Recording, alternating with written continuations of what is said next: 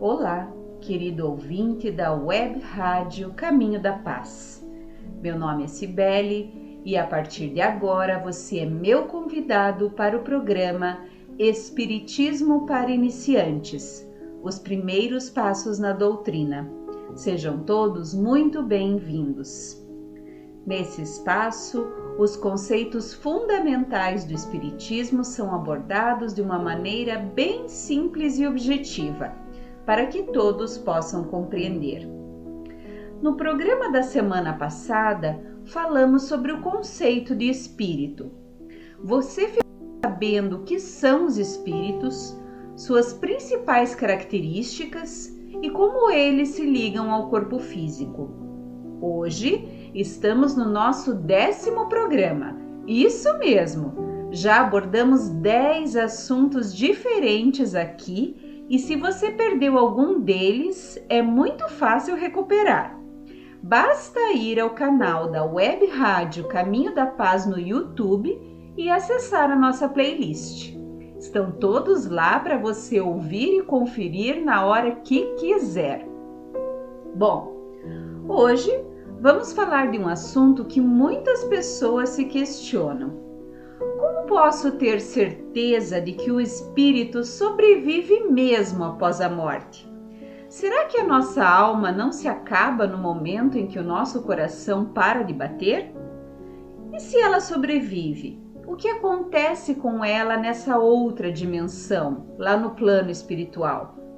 Sem dúvida, são questionamentos que a humanidade sempre se fez e que o Espiritismo vem esclarecer.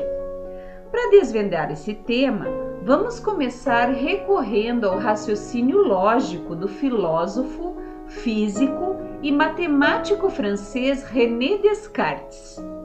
Ele ficou famoso pela frase: penso, logo existo. Ora, a matéria em si não pensa. Logo, concluímos que existe em nós algo além da matéria.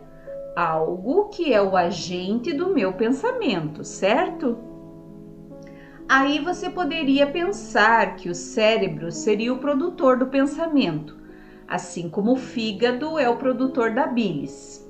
Mas aí temos uma diferença que faz toda a diferença. O pensamento é um efeito inteligente, portanto, precisa ter uma causa inteligente.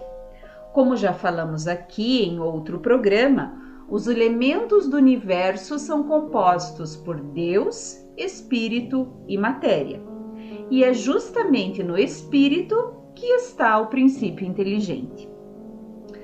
A partir do século XIX, com o fenômeno das mesas girantes, Kardec mergulhou no propósito de descobrir o que fazia com que as mesas se levantassem do chão, girassem, batessem e respondessem perguntas. A partir de suas pesquisas, em conjunto com médiuns de vários países, foi possível comprovar a existência e a sobrevivência do espírito e sua realidade no plano espiritual. No programa de hoje, vamos explorar algumas dessas provas. E se você se interessar por esse tema, sugerimos a leitura das obras básicas do Espiritismo que trazem detalhadamente esse assunto, principalmente o Livro dos Espíritos e o Livro dos Médiuns. Vamos começar então pelo fenômeno de exteriorização da alma. Nome complicado, né? Mas o significado é bem simples. Durante o sono, quando o nosso corpo físico descansa e os nossos sentidos, que são o tato, o paladar, o olfato, a audição e a visão estão inativos, o nosso espírito se desprende temporariamente. Ligado ao corpo pelo perispírito, é possível ao espírito ir aonde ele quiser, de acordo com a sintonia dos pensamentos. Nesse passeio noturno, é possível nos encontrarmos com entes queridos que já estão no plano espiritual e vivenciarmos experiências em vários lugares, inclusive nas colônias espirituais. Na erraticidade, assistimos a uma multidão de cenas, porém sem o acompanhamento dos nossos sentidos materiais. A visão do espírito é diferente da visão efetuada por meio dos nossos olhos. É por isso que normalmente não nos lembramos do que sonhamos, e se lembramos de uma cena ou de outra, elas geralmente são confusas. No entanto, há alguns sonhos que nos parecem tão reais, não é mesmo? Encontramos com pessoas que nos são tão queridas ou vamos a lugares que parece que já conhecemos. E vamos mesmo, pode ter certeza. Vamos em espírito. Outro fenômeno que comprova a sobrevivência do espírito é o que chamamos de casas mal assombradas e transportes de objetos. São inúmeros os casos de relatos de pancadas e ruídos inexplicáveis vindos de paredes, assoalhos e móveis. Em certas casas, os objetos chegam a se moverem sem nenhum contato humano. É comum também caírem pedras lançadas do exterior por uma força desconhecida, ou louças se quebrarem, ouvirem-se gritos que incomodam e atemorizam as pessoas. Lembram do caso das irmãs Fox, que foi contado lá no nosso programa de estreia? Esse episódio é considerado o marco inicial dos fenômenos que chamaram a atenção da humanidade para o espiritismo. Falando nisso, aqui no Brasil também houve acontecimentos desse tipo ocorridos na fazenda Santa Maria, em Sacramento, Minas Gerais. Pedras eram lançadas na janela da casa da fazenda, panelas caíam dos armários, móveis de madeira maciça se moviam pela casa. Os fenômenos ocorridos na fazenda chamaram a atenção de um senhor estudioso do espiritismo na região e o fato levou à fundação do primeiro centro espírita do interior do Brasil, lá em 1900, tendo Eurípides Barçanufo como um dos seus trabalhadores. Outra forma de comprovarmos a sobrevivência do espírito é pela manifestação da escrita, o que chamamos de psicografia. Nessa modalidade, o espírito se sintoniza com um médium, que é uma pessoa encarnada com sensibilidade aguçada e, através da escrita, consegue se comunicar.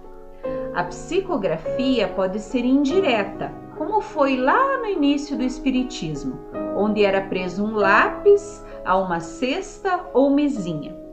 Atualmente, é muito mais comum a psicografia direta, que é feita com a própria mão do médium, que pode ter consciência ou não do que se escreve. Há ainda outra forma mais rara, que é a escrita direta ou pneumatografia. Nessa modalidade, o espírito escreve espontaneamente sem a mão do médium e nem do lápis. Basta uma folha de papel branco dobrada e depositada em qualquer parte, seja numa gaveta ou simplesmente sobre algum móvel. Depois de algum tempo, podem-se encontrar traçados no papel letras, sinais diversos, palavras, frases e até mesmo textos que o espírito, utilizando-se de uma substância que ele mesmo materializa, consegue escrever. O espírito também pode se manifestar pelo aparelho auditivo do médium, que escuta claramente o que o espírito diz e pode manter com ele uma conversação. Há ainda a possibilidade do espírito atuar sobre os órgãos da palavra. Nesse caso, o médium transmite a ideia dos espíritos muitas vezes sem ter consciência do que está falando e frequentemente diz coisas completamente estranhas às suas ideias habituais, aos seus conhecimentos e até mesmo fora do alcance da sua inteligência. Aqui há um tipo de mediunidade raríssima que merece destaque. O nome é complicado. Trata-se da xenoglossia, que é a manifestação da fala ou da escrita em línguas que o médium ignora. Isso mesmo! Imagine que o médium nunca estudou francês, mas de repente escreve um texto completo nessa língua ou começa a conversar com os presentes de uma sessão mediúnica por meio desse idioma. Sabia que esse fato acontecia com Chico Xavier? Ele fez psicografia em inglês, hebraico e italiano, e em algumas outras línguas também. Sabemos que Chico estudou apenas até a 4ª série do primário e não tinha nenhum conhecimento de línguas estrangeiras. Outra prova da existência e sobrevivência dos espíritos são as aparições e materializações. Elas ocorrem quando o médium está acordado e enxerga os espíritos. Algumas vezes pode ser uma forma vaporosa, vaga, imprecisa. Outras vezes pode ser formas nítidas, onde é possível perceber traços da fisionomia e se fazer uma descrição completa do espírito. É o que acontece com o médium Divaldo Franco, por exemplo. Ele vê tão nitidamente os espíritos que por vezes não consegue distinguir se o que ele está vendo é uma pessoa encarnada ou desencarnada. Aliás, devo fazer aqui uma correção. O médium não vê o espírito propriamente dito, porque, como falamos no programa anterior, o espírito não tem forma. O que o médium vê é o perispírito. E agora, você já ouviu falar em transcomunicação instrumental? Pois é a maneira como os espíritos se comunicam usando a tecnologia. Isso mesmo.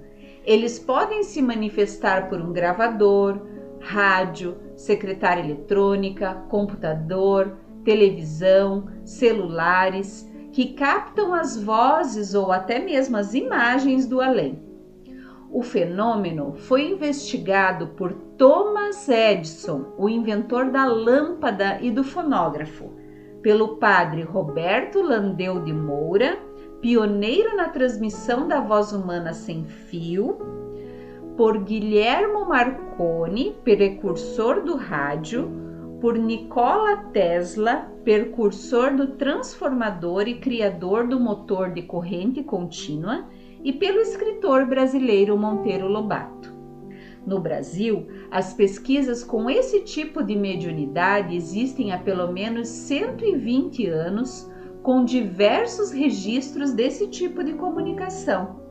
Inclusive, as pesquisas no Brasil estão bastante adiantadas, pois existe aqui o Instituto de Pesquisas em Transcomunicação Instrumental, APAT, dedicado a essas pesquisas, sendo que algumas delas foram premiadas nos Estados Unidos. Outra maneira de confirmar a continuidade da vida são as experiências de quase-morte, no qual as pessoas que estão em estado de coma vivenciam. O que elas veem e percebem enquanto o corpo físico está inconsciente coincide com o que o Espiritismo ensina. Igualmente, podemos citar as visões de pessoas que estão prestes a desencarnar. Essas visões que elas têm no leito de morte. É comum nesses momentos elas aumentarem sua percepção do mundo espiritual e dos espíritos, podendo inclusive ver parentes e amigos que já se foram. Bom, pessoal, como eu disse, essas são apenas algumas das provas da existência e sobrevivência dos espíritos. Há um conteúdo bem vasto sobre esse assunto na literatura espírita. O Livro dos Médiuns, escrito por Kardec, detalha esses e muitos outros exemplos de comunicações mediúnicas. Vale super a pena a leitura. E assim, encerramos o programa de hoje. Aproveito para te fazer aquele convite especial. Continue acompanhando os nossos programas que vão ao ar todas as quintas-feiras nesse mesmo horário. Na próxima semana, falaremos sobre a progressão dos espíritos e a escala espírita. Quer saber o que é isso? Então fique ligado. Conto com a sua audiência. Um abraço fraterno e até o próximo programa.